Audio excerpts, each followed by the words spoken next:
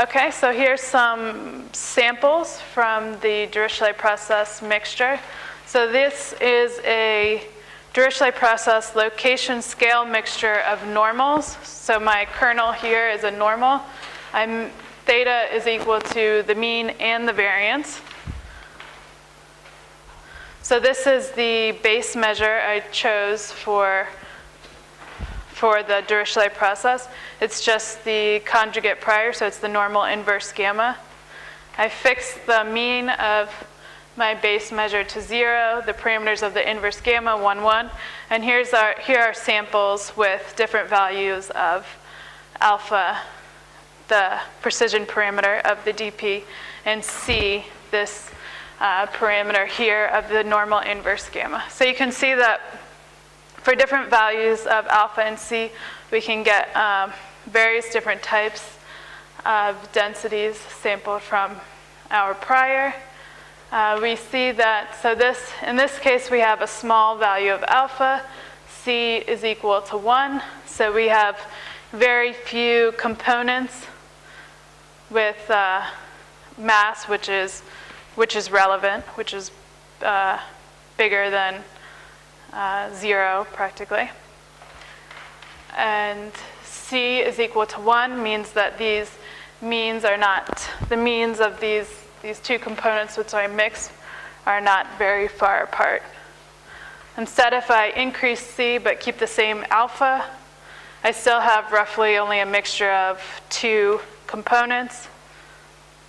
But increasing C allows the means, the sampled means, to be more spread out here. So I get something that looks a bit more bumpy.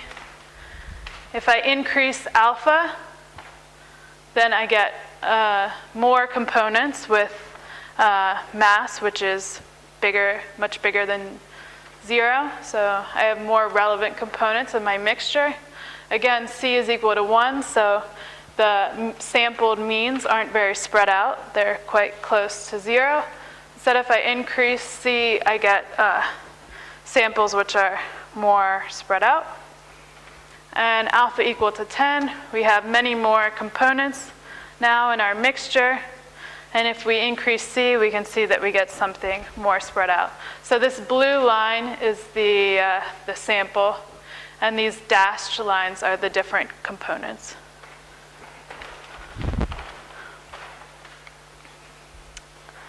Okay, inference in Dirichlet process mixture models. So this was how we defined the mixture model before, and then we put a prior on P. So we can rewrite this equivalently, introducing these latent parameters theta I. So xi given theta I just has this parametric density. Theta I given P, or IID draws from P, and P has a Dirichlet process prior. So marginal MCMC methods, they're based on the idea of marginalizing out P. So I can marginalize out P, and then I know that marginally the distribution of theta I is just described by the Blackwell-McQueen-Ern scheme. So then they just carry out posterior inference on these theta 1 to theta n given x. And this is just based on a Gibbs sampling algorithm and the Ern scheme characterization. So other methods, which instead are based directly on this model, so without integrating out P, are the truncation method, which basically truncates this infinity to J, and then I can carry out posterior inference for all my parameters. There's also slice sampling, which introduces a latent variable here to deal with this infinite sum, and retrospective sampling, which is very similar to slice sampling. Okay, so let's see how the Gibbs sampling algorithm looks like for the marginal MCMC methods. Okay, so we said we're going to integrate out P And we're just interested in the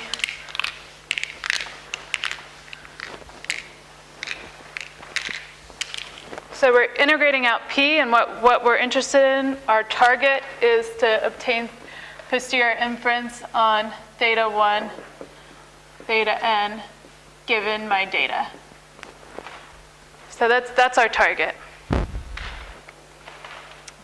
Okay, so our first step is just to rewrite this sample in terms of the labels and the unique values.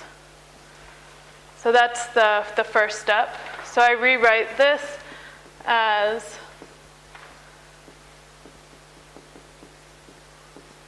and my unique values.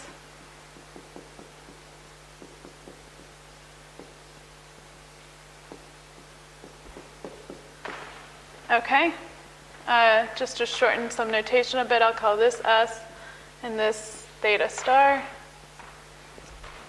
So the algorithm proceeds by first, so step 0 is to initialize S and theta star. So initialize here.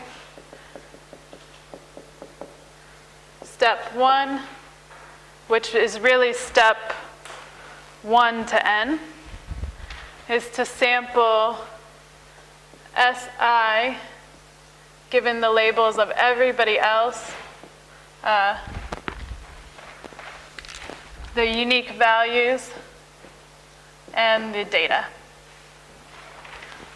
So I call this step 1, but this is really n steps because we're sampling each label from its full conditional. Okay, so this is just proportional to, so the probability that subject I is in the jth cluster, we know from the EARN scheme that it's in a new cluster with probability proportional to alpha times, so we can write this out. This is the probability that Si is equal to J given S minus I, so the labels of everybody else, the parameters and X. This is just proportional to the probability that Si is equal to J given the labels of everybody else, and the likelihood of Xi given the labels of given all of the labels, so S and theta star. Okay, so if he wants to be in one of the old components, that's this line. That's this thing. We know if J is in 1 to Kn minus I. So this here should say Kn minus I here. So this is the number of unique values with the ith subject removed. And similarly here, this should be Nj minus I. So this is just proportional to the number of subjects equal to the jth unique value with the ith person removed. And this is just our model for Xi with the parameter theta j plugged in. So we have this line here. Instead, if he wants to be in a new, if he wants to be equal to a new one,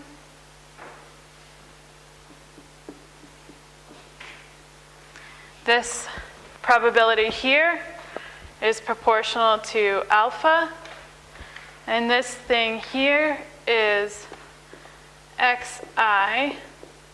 Well, it would be given theta star K n minus I plus 1, but we don't know this value, so we have to integrate this with respect to the base measure.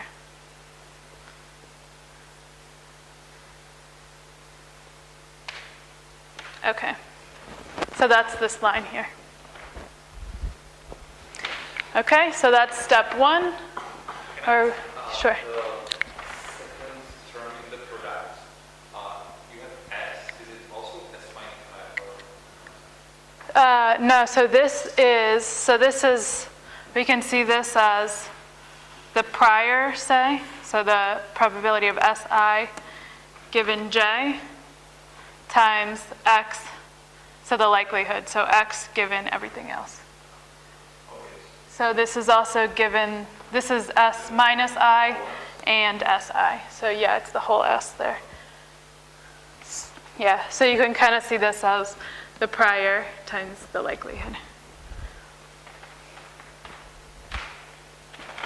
And this actually only depends on I, so we could just write Si there.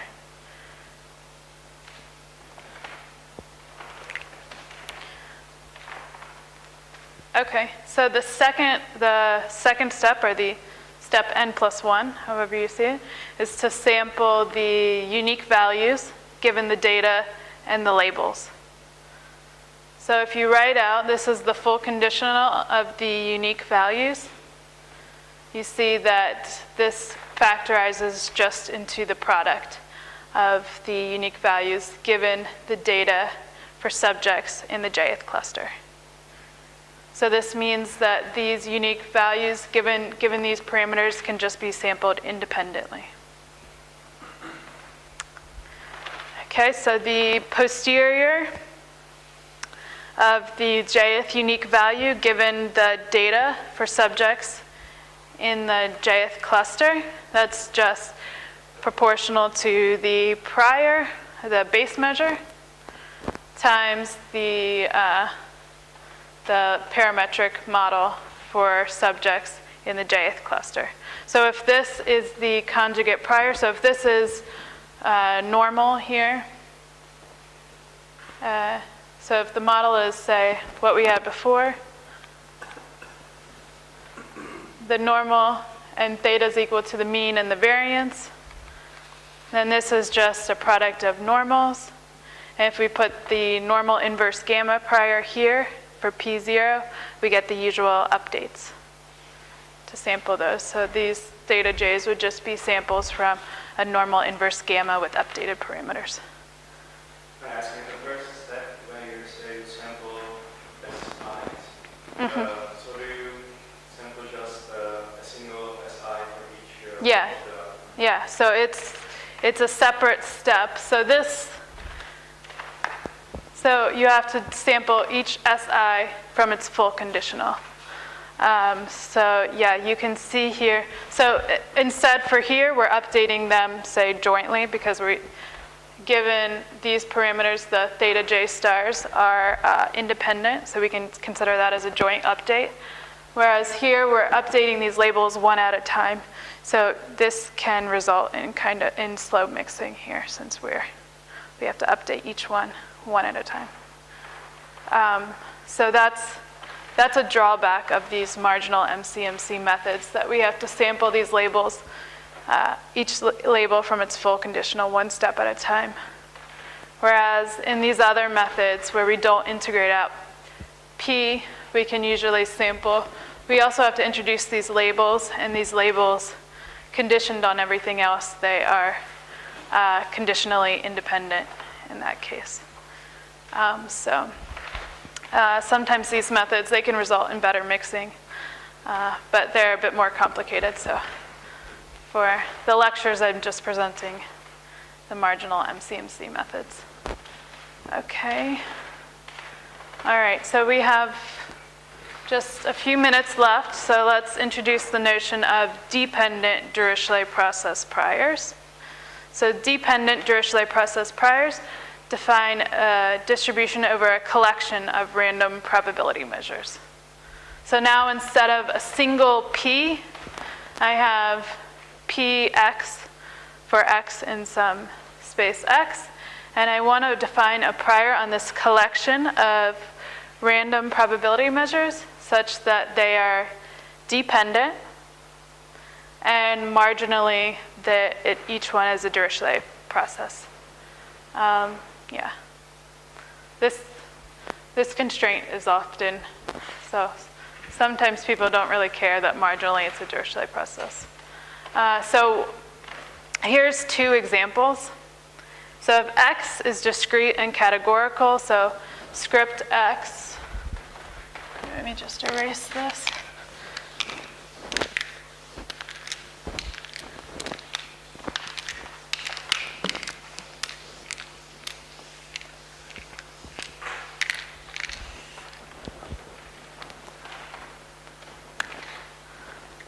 So if script X is just 1, 2, M,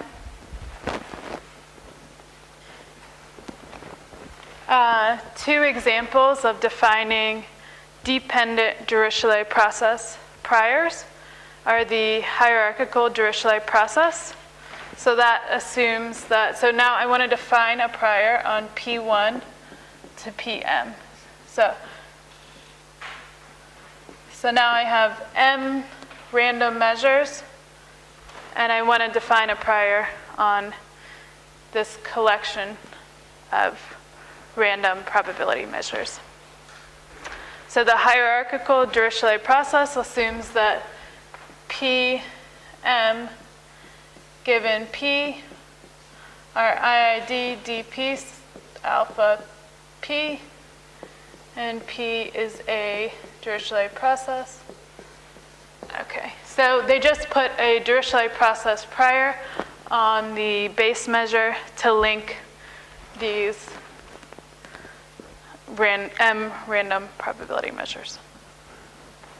Okay, so let's consider an example here. So this, I'll erase this because it's just what's written on the slide.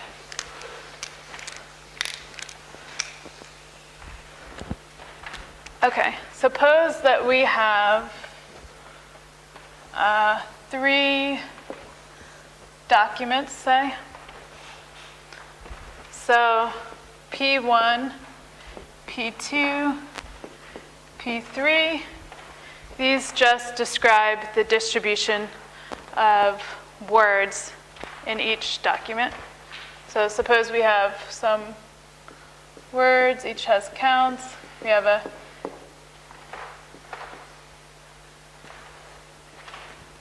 infinite number of words. We want to put a prior on the distribution of words in each document such that these distributions are dependent. So the hierarchical Dirichlet process, what that says is, well, I have a base measure P, which is a Dirichlet process. So from the stick breaking construction, we know that it can be represented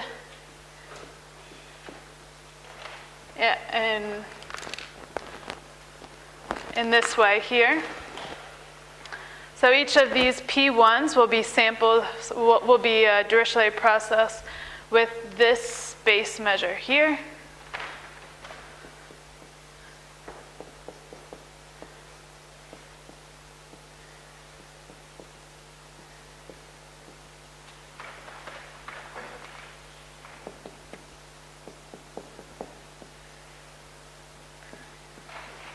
Oops.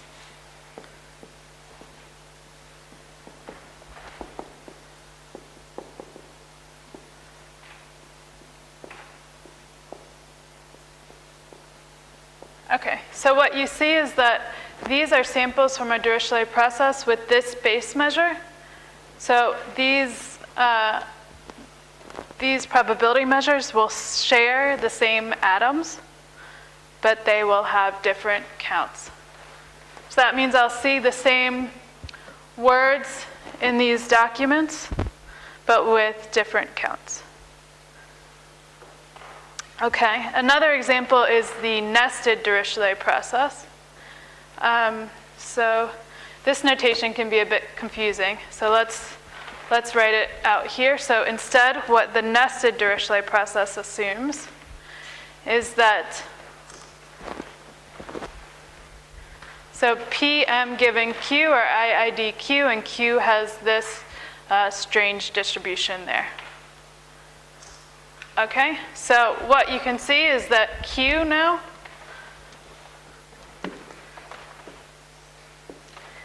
this notation here, you can rewrite it as saying that Q has this form here, so it's a Dirichlet process, but now the atoms are actually random probability measures. So these atoms are independent IID samples from a DP beta P0. So in our samples, what we'll see is that if I take a sample from this Q, I'll either have two probability measures, which are, they're either exactly alike or they're completely different. Do you see that? So if I take a sample from here, I get P1 star with probability P1, P2 star with probability P1. So let's say that P1 is, well, it'll have the same form.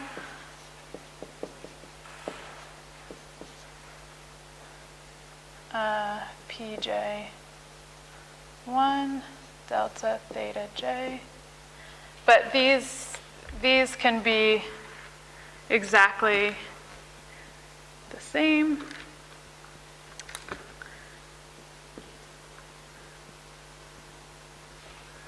Okay. And say P3 is different. Okay, so this means here that in my samples, I'll have very similar words with very similar counts, and this document will have completely different words with completely different counts. Okay, so these are just two examples. And the final example that I will discuss is the dependent Dirichlet process defined by McEachern in 1999. So in this case, it's easier to think that X is continuous. So he defines this class of dependent Dirichlet processes by so we said that where's the stick breaking?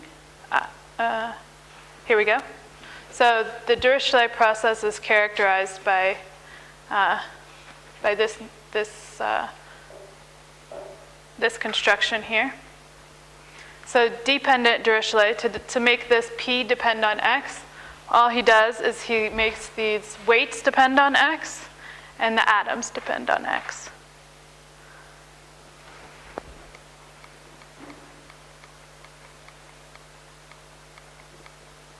Okay, here we go. So the weights depend on X and the atoms depend on X. And now I need to define a law for these atoms, which are functions of X. So for example, we can say that theta J X they are independent over J, and they can have a Gaussian process prior. So we have a mixture of Gaussian processes. Okay, and the weights, they can be defined, well, there are several ways to define the weights. One way is to just use the stick breaking construction, but replace those beta random variables with stochastic processes which depend on X, such that marginally they are beta. We need this in order for them to be, these to be marginally Dirichlet processes.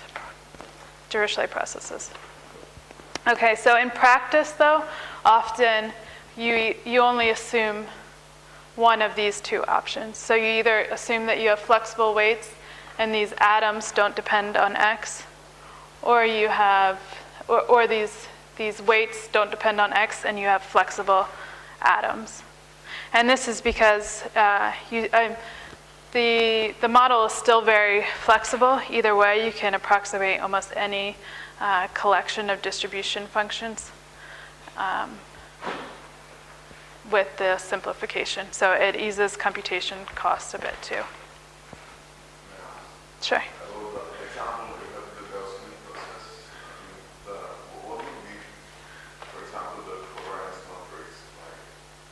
You can use anything that you want. So here, let's see an example of how this would be used. Maybe that'll help.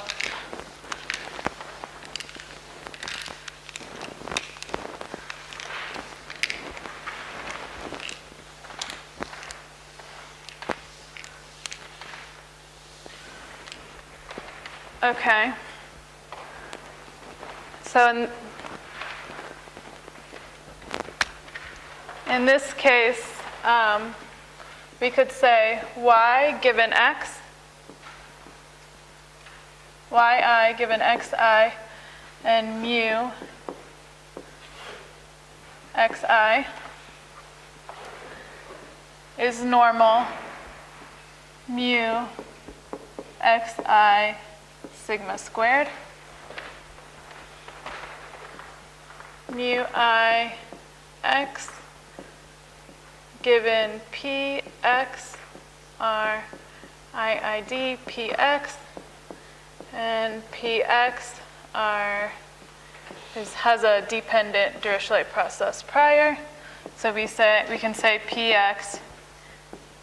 We'll just simplify and say these weights don't depend on x, and we have mu j x star, and these mu j x star, for each j, they are independent, or IID Gaussian processes with with say mean zero and whatever covariance function we want. So we can rewrite this a bit, and that means that the density f of y given x and px is the sum from j equal 1 to infinity of pj normal mu j star of x variance sigma squared. So we have a mixture of our Gaussian process models, infinite mixture. So what does that mean? If we draw a picture, say we have one Gaussian process here with some noise around it, another Gaussian process here, another Gaussian process here. We take the average, so we get something where the mean function is flexible, but we can also have a flexible error distribution around that mean. So let me redraw that. So let's just suppose we have two components. Okay, we have this Gaussian process, which has normal errors around it, and suppose we have another one, maybe it follows a similar path here, but then diverges up here. So around here, the average mean will be something similar, and then it'll go here. So if I look at the distribution around here, I have roughly Gaussian errors here. And then when I get into this, I have a bimodal distribution. Oops.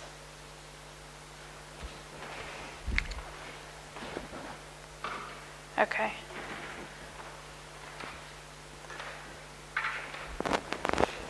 Okay. Oh, Thank you very much, Sarah. you're welcome. I think we can handle one questions. If you have any questions, what the Dirichlet processes or anything else.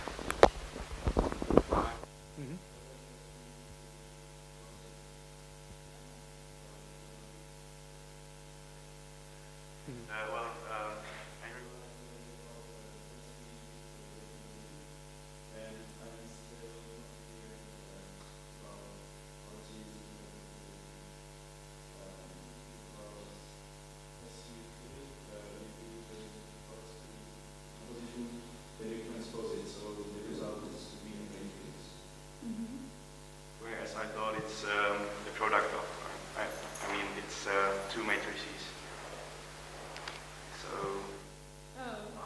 The Koleski decomposition. So you just take the lower or the upper. I don't remember exactly. So, but that's just a way to sample from a multivariate normal. So in many packages, you will have some function already built in which samples from a multivariate normal, and that's what they do behind the scenes. So yeah, you just take either the. Do you remember, Miguel? Do they take the lower one or the upper? I don't know. Yeah, I don't remember exactly. You take one of the two.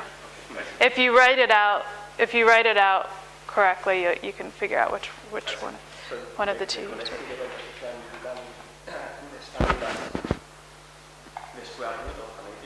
Mm-hmm. And that would, for example, from a Gaussian is the same as for one-dimensional Gaussian.